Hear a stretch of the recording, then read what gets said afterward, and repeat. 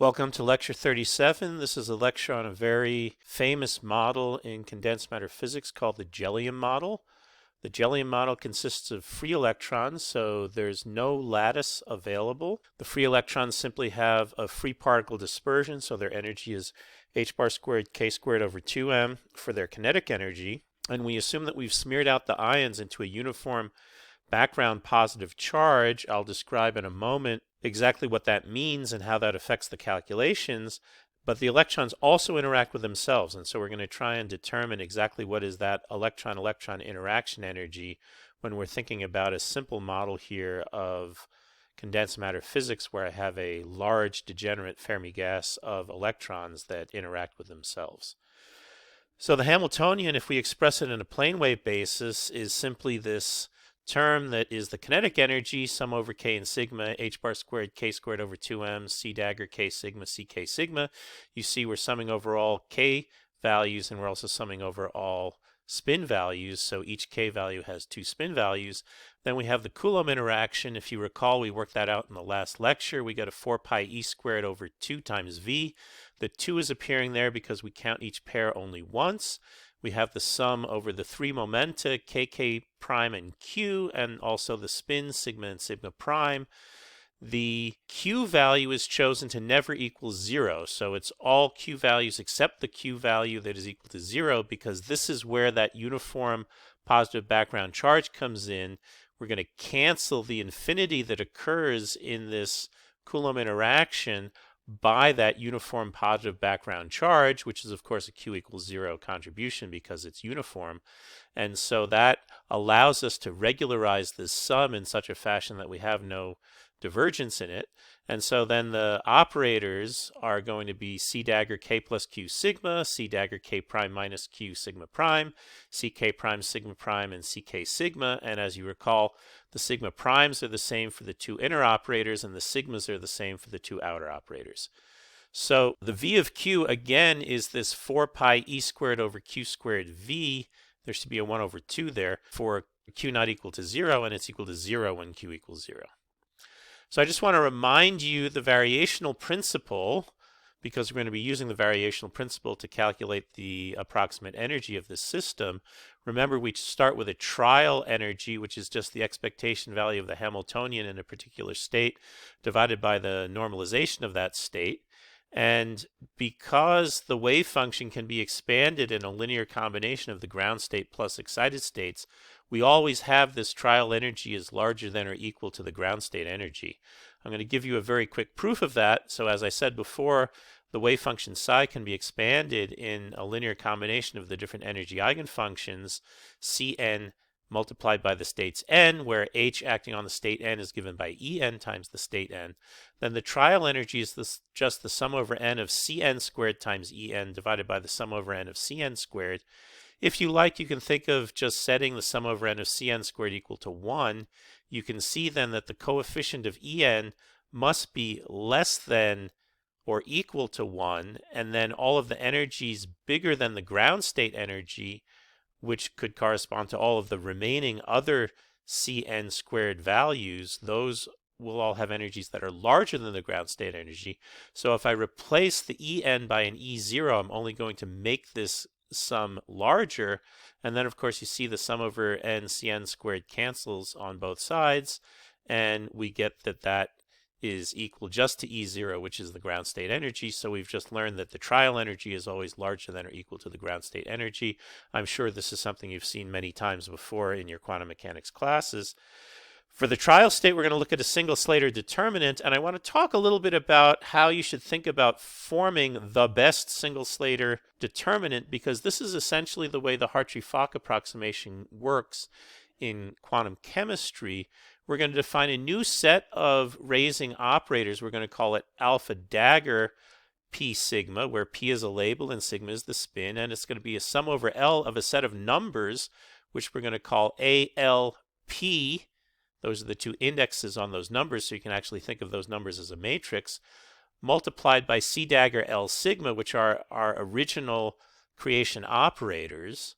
And then what we're going to do is we're going to take a product of those alpha daggers over some given set of momenta labels P and spins sigma, and we're going to act that on the vacuum state. So that defines psi as a product state, but it's a product state in a basis that might not be the basis that I started out with.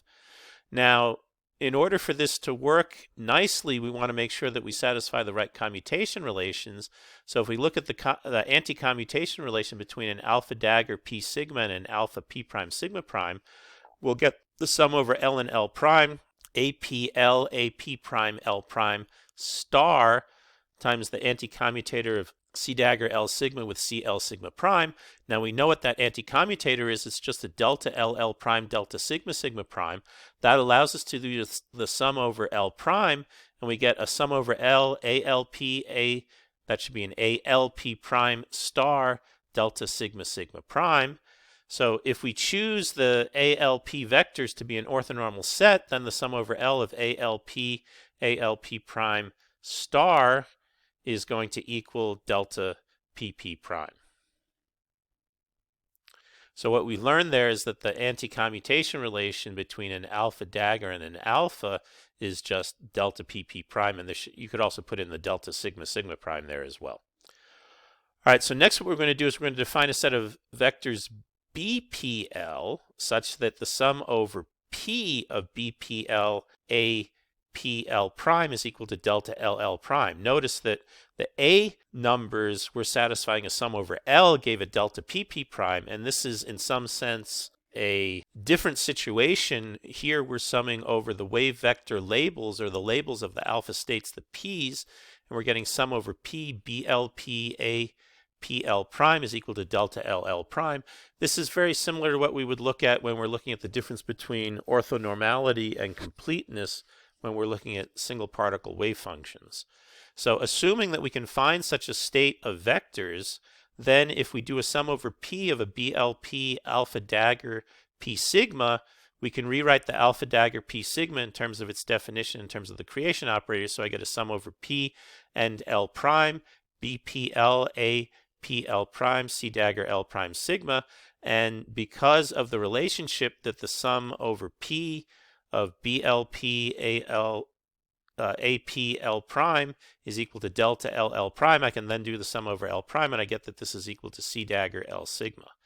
So using that, we can now calculate averages of the C dagger L and CL sigma in this state, which is, as you recall, a product state in terms of the alpha operators, not the C operators.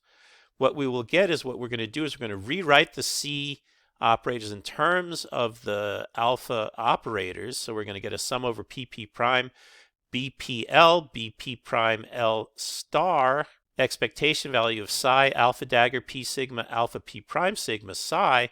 Now, that alpha operator is going to annihilate against the state psi unless P prime is in the set of alpha daggers that we use to define psi. And I'm calling that delta P sigma an element of psi to indicate that that must be one of the labels that are in the product state that we use to define what psi is.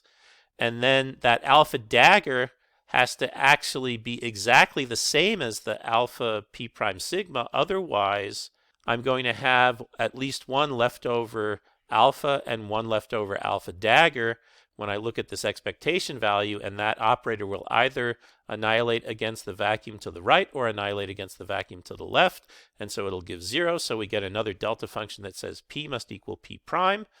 So I can then do the sum over P prime. I will get then the sum over P of the magnitude squared of BPL, and that has this delta function that P sigma is an element of psi. Okay, so that is what the expectation value of the C dagger L sigma, CL sigma is in this state psi.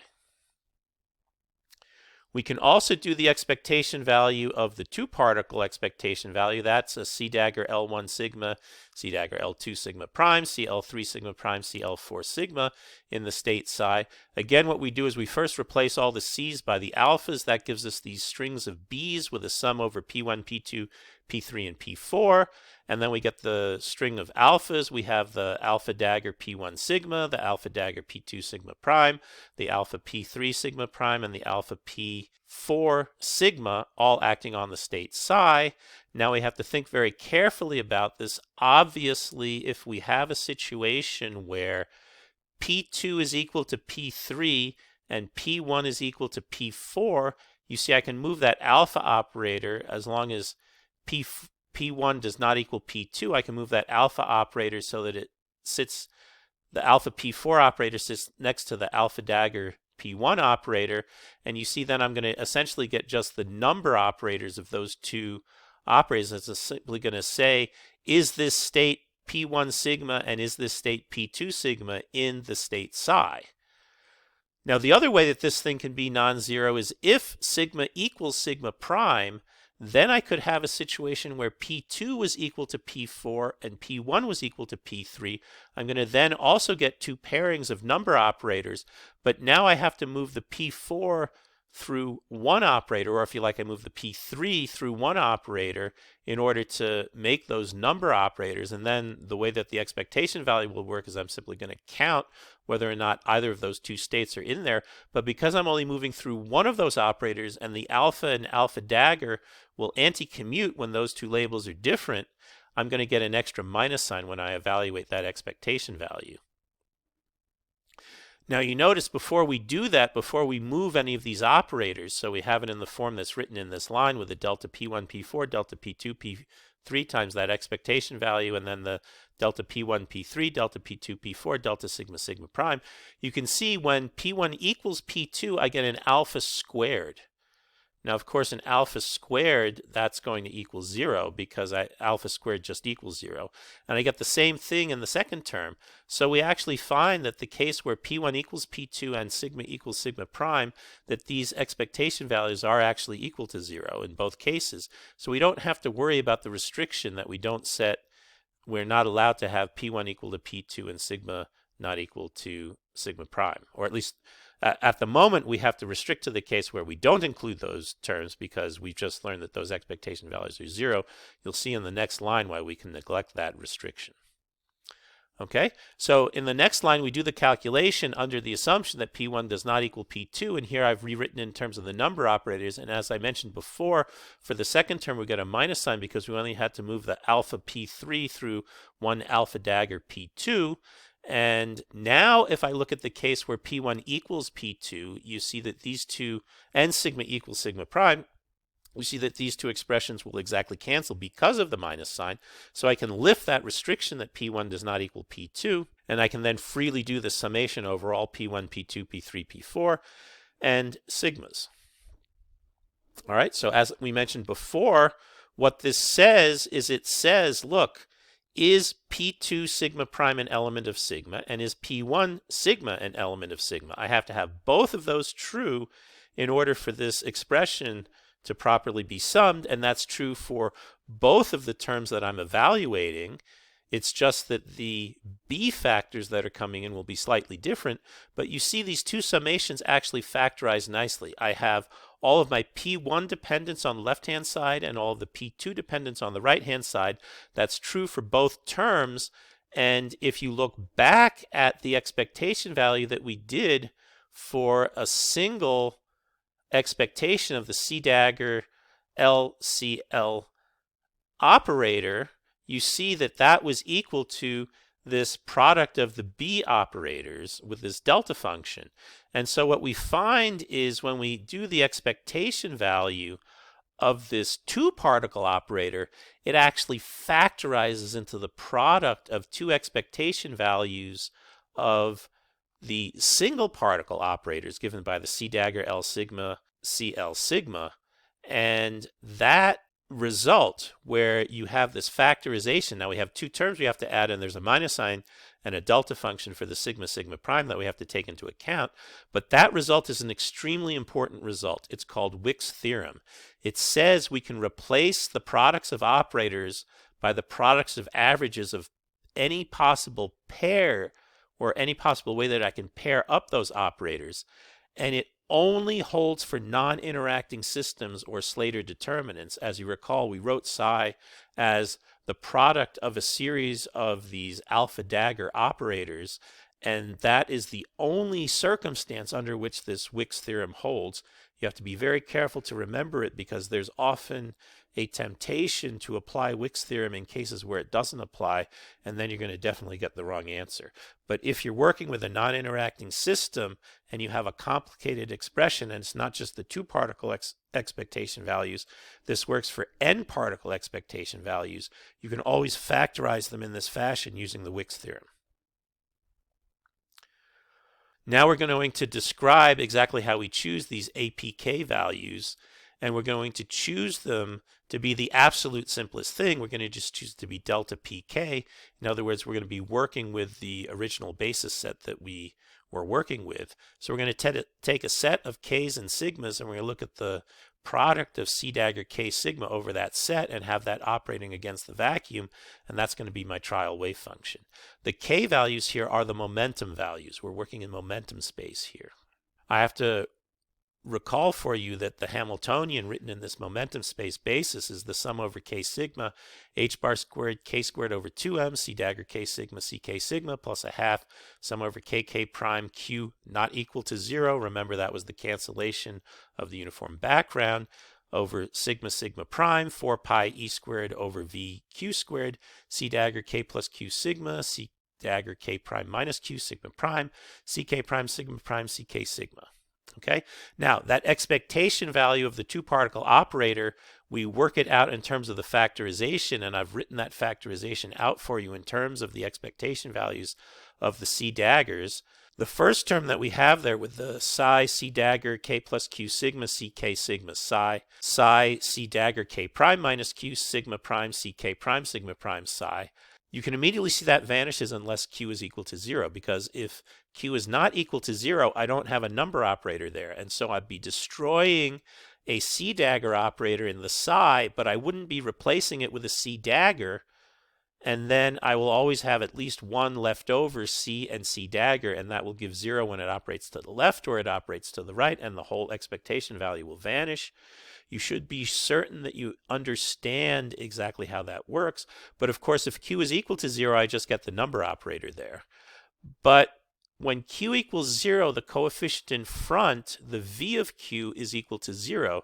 So we don't have any q equals 0 in our summation. So that first term actually gives no contribution in our summation whatsoever. When we look at the second term, the second one is going to require k prime to equal k plus q, and it's going to require k prime minus q to equal k. It turns out those two restrictions are exactly the same thing. So when k prime is equal to k plus q, and we also have to have sigma prime equal to sigma, in those two cases, then both of those matrix elements are non-zero, and we can evaluate both of them because they become number operators. And it just is asking, is k plus q sigma, and is k prime minus q k sigma prime, is that in an excitation operator that is in the wave function psi? And so we can immediately write down what this trial wave function expectation value is.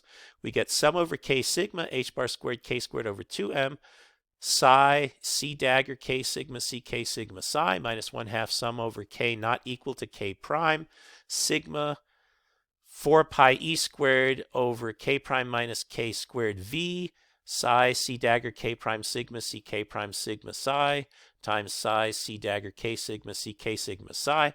The reason why k does not equal k prime is when k equals k prime, that corresponds to the case where q is equal to 0, and we're restricting and not including any term that has q equal to 0.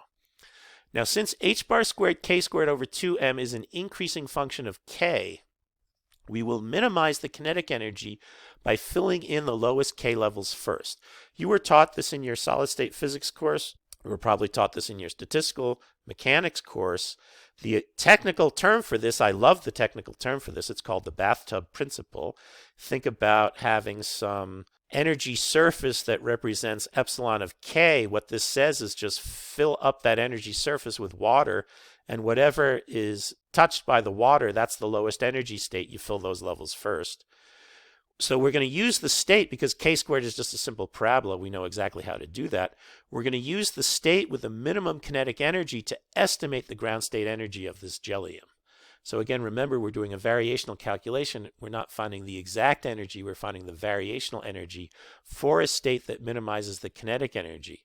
You should realize that this cannot be the exact energy of the ground state, because we would have a trade-off between putting in some occupation in energy levels for the kinetic energy that are somewhat higher in energy in order to get an energy gain from the potential energy term, which is not going to like us putting in all of the states with the lowest kinetic energy. Okay, and just for some notation, if I have n particles, n over the volume is equal to the density of particles. Again, this is something we were talking about when we were talking about photons, so you should be quite familiar with that.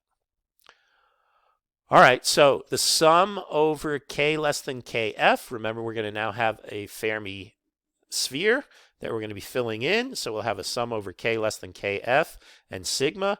The sum of that of the function that's given by 1 is going to just count the total number of particles. So we know how to do that calculation. We get a 2 from the spin by the sum over sigma. We get a v over 2 pi cubed. That's the density of states factor for momentum space. We get an integral from 0 to kf. We get a 4 pi from the angular integral, and then we get an integral of k squared dk. Of course, you know, it's essentially just calculating the volume of the sphere, so that's going to give me a 4 pi over 3 kf cubed. And that whole thing has to equal n. When I divide both sides by v, we get that the density little n is given by n over v. It's 2 divided by 2 pi squared, the integral from 0 to kf of k squared dk, and that's equal to kf cubed over 3 pi squared. So turning that around and saying, what is kf as a function of the density, we find that kf is equal to 3 pi squared times the density raised to the 1/3 power. This is a very familiar result that you must have derived earlier in your statistical mechanics or solid state physics class. And I'm assuming that you have seen this before. That's why I went over it relatively quickly. Now, calculating the kinetic energy, this is also a calculation that you have done before. We get a 2 from the spin, a sum of k less than kf. We have this extra factor of h bar squared k squared over 2m. We plug in all the factors. We get the 2v over 2 pi cubed. We get the 4 pi from the angular integration. The h bar squared over 2m is just a constant. We can pull it out. We get an integral from 0 to kf of k to the 4th now dk. We can easily do that integral. H bar squared over 2m kf to the 5th over 5 pi squared times v. We can divide by the v if we want the kinetic energy divided by v, and that's going to be a 3 pi squared n raised to the 5/3 divided by 5 pi squared times h bar squared over 2m. Again, this is something that you should have worked out. You may not have actually done the substitution in for what the kf is into that expression. You instead might have evaluated it in terms of EF, which is the more common way to do it. But for us, we're going to be working with substituting in for the KF and getting this expression as a function of the density. So I suspect you probably haven't seen that last expression for the kinetic energy expectation value in this minimal kinetic energy state. Okay, we're nearly there, but we still have to calculate this potential energy term. This term is, of course, much more difficult to calculate. So let's carefully go through it. We got the minus sign because this was the term that had the minus sign in front of it for the expectation values. We get a 1/2 from the double counting. We get a 2 from the spin. We get a v squared over 2 pi to the 6th from the density of states because I have two k integrals. I'm integrating over the occupied states, which is k less than kf and k prime less than kf. I get a 4 pi e squared over the volume, and then I have this modulus of k prime minus k squared. Okay? At first, this looks like it's impossible to integrate, and you might want to just throw up your hands and say, nope, don't know how to do it, I can't handle it. But actually, believe it or not, we can do the entire integral. So I'm going to show you in detail how we do that. Our strategy is we're going to first do the k prime integral, and the most important insight you have to have is that you want to choose k to lie in the z-axis direction.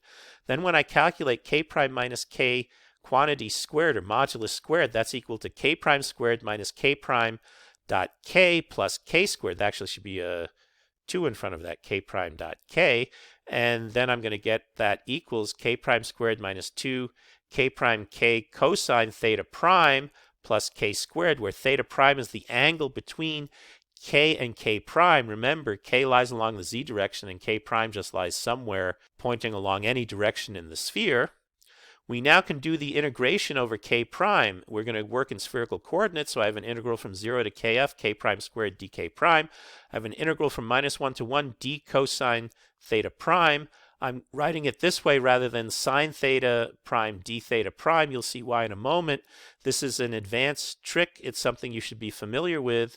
I teach this to undergraduates when I teach the mathematical methods course, and it's a really important trick for you to remember. And then we have an integral from 0 to 2 pi of d phi prime, and of course our integrand is 1 over k squared minus 2 kk prime cosine theta prime plus k prime squared. There's no phi prime dependence anywhere. That integral gives me a 2 pi. You see I have a cosine theta prime in the denominator, but I'm integrating d cosine theta prime. That integral is going to just give me a logarithm. So I'm going to get 2 pi integral from 0 to kf, k prime squared dk prime, minus 1 over 2 kk prime, that's just coming from the coefficient of the cosine theta prime, the logarithm of k squared minus 2 kk prime cosine theta prime plus k prime squared, evaluated where cosine theta prime is equal to 1 or minus 1.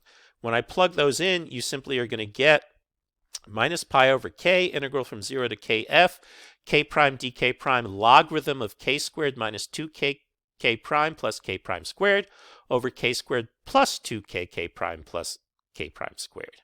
Okay, both of those are perfect squares. And since they're logarithms, I can rewrite them as modulus of k plus k prime divided by modulus of k minus k prime, and I get a factor of 2 that comes out. I have switched the order of the numerator and the denominator to get rid of the minus sign, so I get a 2 pi over k, integral from 0 to kf dk prime, k prime log k plus k prime over k minus k prime.